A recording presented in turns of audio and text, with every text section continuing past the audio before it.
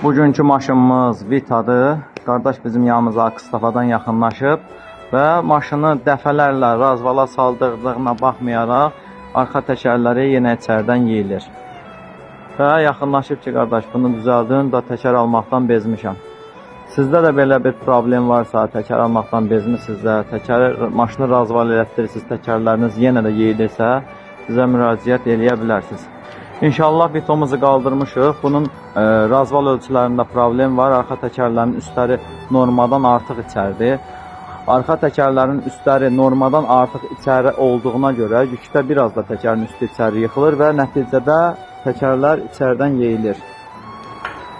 Təkərlərin içərdən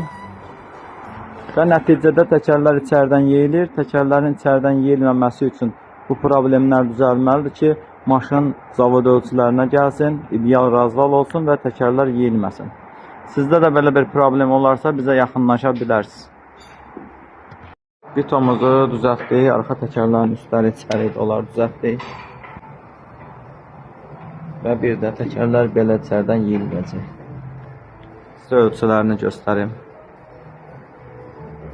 Bu da arxa təkərlərimizin üstün içəri olmaqları.